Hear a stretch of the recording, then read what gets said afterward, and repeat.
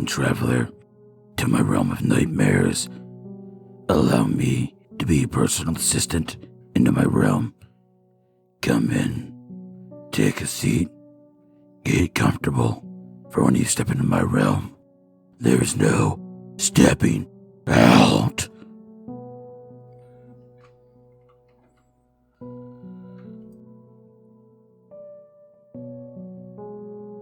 The most important thing about me is that I leave almost no impact. I'm not using the word nobody as a pejorative, such as how someone cinematizes it with being called a loser. Ask anyone from my old high school, or even some ex-coworkers of mine, and they'll mostly respond with, "Who?" when my name is brought up. Everything about me is average, from my height to my looks to even my actions. My grades always sat at passing, but were never excelling. Outside of marking me present, teachers hardly acknowledged me. Sure, I'd be picked sometimes if I happened to be raising my hand for a question.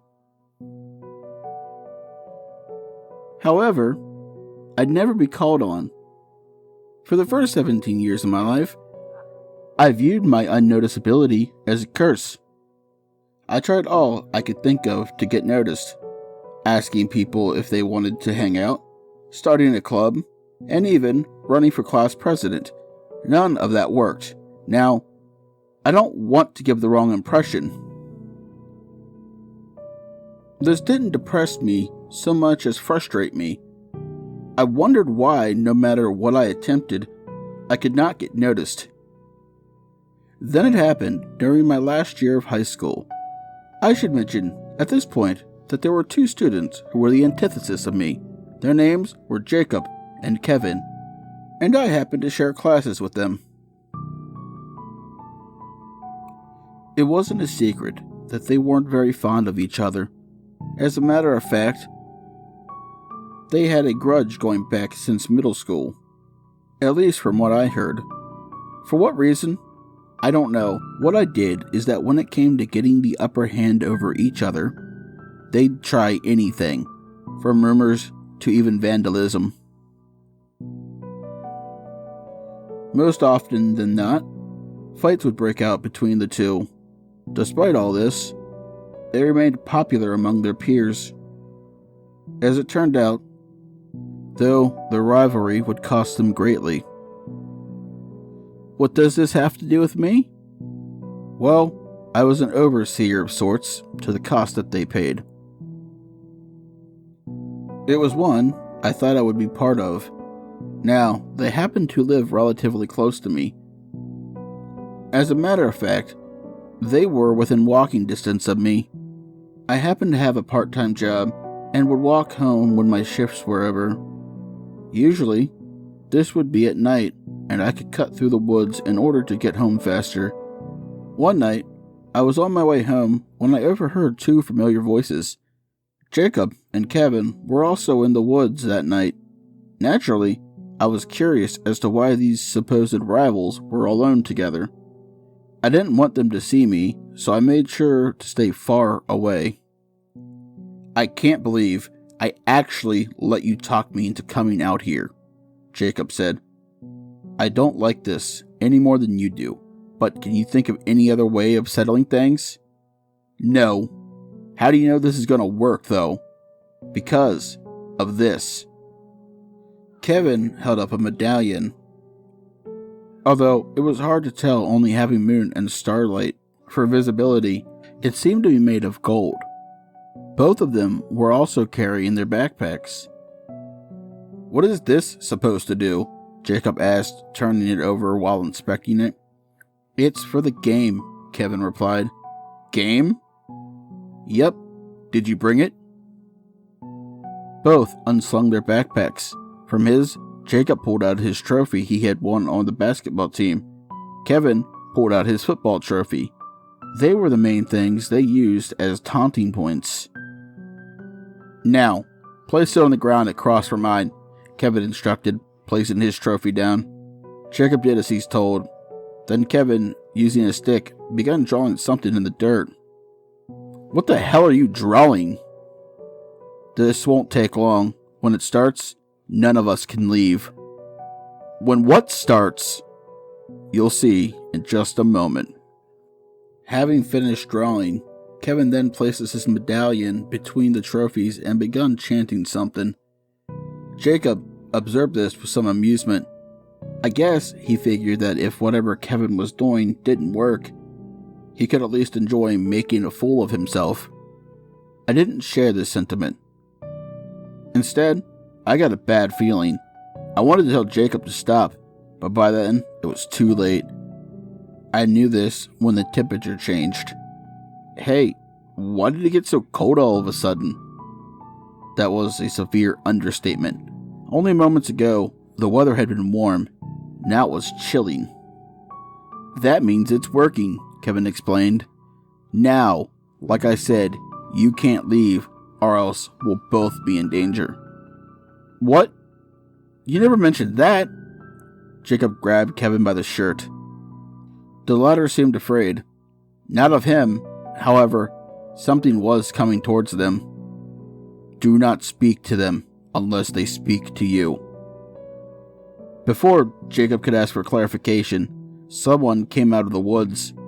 This person, who could hardly be classified as such, was incredibly tall. I'd say they were over 8 feet. They towered over Jacob and Kevin, who were already at sizable heights themselves. A dark and worn robe covered them. What the fuck is that thing? I wondered. I found it to be so disturbing because of how old it appeared. Only their hands and feet were visible, and they looked ancient. Mummified would be the right word to describe them. They had the appearance of always aging, yet never rotting. As it approached Jacob and Kevin, I hoped to Christ it wouldn't notice me. How many players? The voice was so hoarse, it was impossible that determining their sex was impossible. Two, Kevin replied in a shaky voice. Jacob seemed ready to pass out on the spot, and I couldn't blame him for that feeling anyway. Then we can begin. Who will go first? What occurred next was this person asking them a series of deeply personal questions. For the sake of respecting their privacy, I am choosing not to list them or their answers here. The only one I will mention is the last one.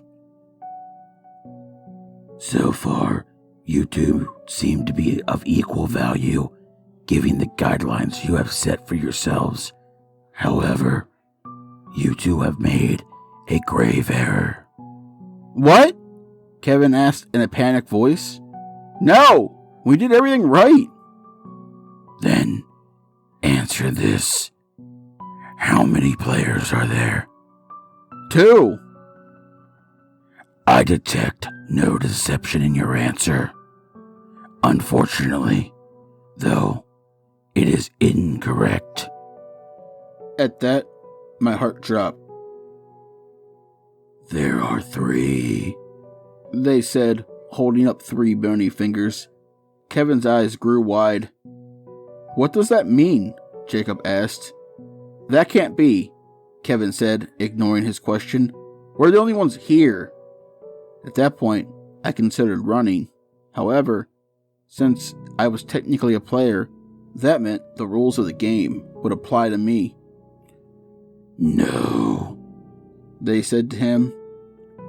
There is an observer nearby. They turned in my direction, looking directly at me. Reveal yourself. Not wanting to, but knowing that disobeying wouldn't be wise, I stepped into view. They were even more disturbing up close. You? Kevin said to me. Do you two know him? He goes to the same school as us.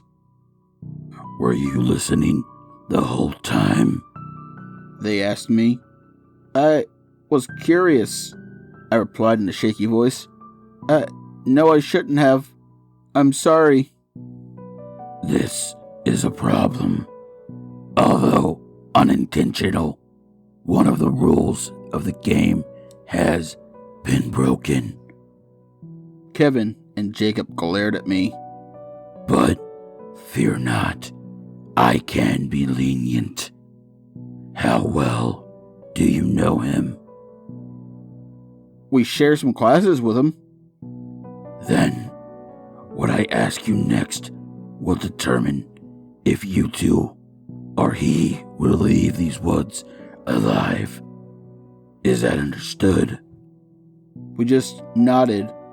Then he pointed at me. What is his name? This is it. I'm done for, I thought. To my surprise, though, Jacob and Kevin were struggling with the answer. Give us another one, Kevin said.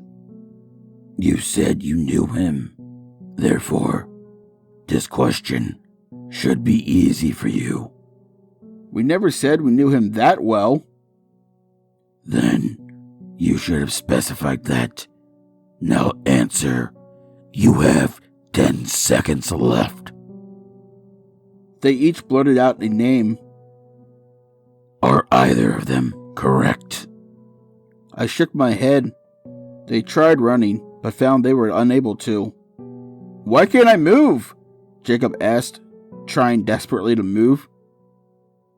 It was as if he and Kevin were both glued in place. With a snap of the robed one's fingers, they both lost their ability to speak. You leave almost no impression, correct? Yes. Do you see this as a detriment? I thought about it for a moment. I used to. They just gave a nod, then turned to Jacob and Kevin, pulling down the hood of their robe as they did. I was viewing the back of their head at this point. It was only a mass of writhing shapes, underneath leathery skin, that I could hear moving. I knew then this person was far older than I could comprehend. The punishment must be delivered. What happened next was so disturbing that I suspect if I had been viewing it from Jacob and Kevin's perspective, it would have left me forever incoherent. Their heads split apart. It was sounded so dry. If my eyes had been closed, I would have been unable to distinguish it from a piece of paper being ripped in half. I wish I thought to close them. If I had, it would have saved me a lot of mental anguish. Since I didn't think to, I am writing this down as a form of catharsis. What burst from their head were long, shadowy tentacles. Seeing them hurt my eyes because they appeared to be shadows, yet they somehow had a solid presence.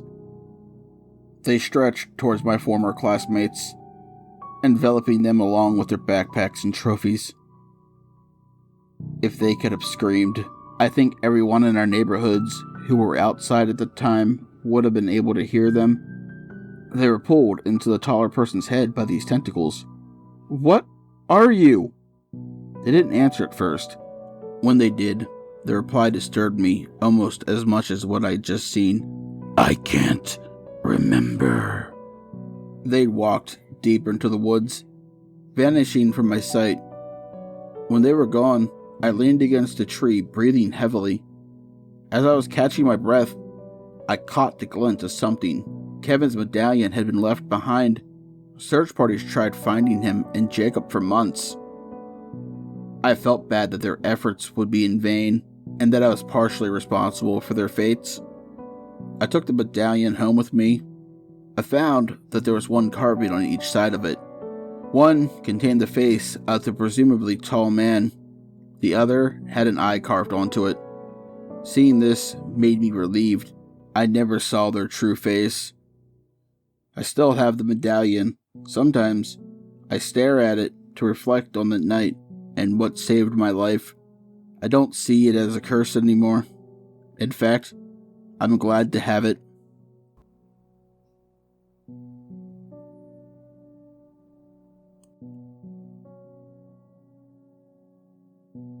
Tonight's story is How Being a Nobody Saved My Life by the amazingly talented Rose Black. He is an amazing author. You can check out his links down below.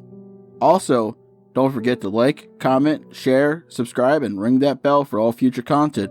And remember, travelers, once you step into my realm, there is no stepping out.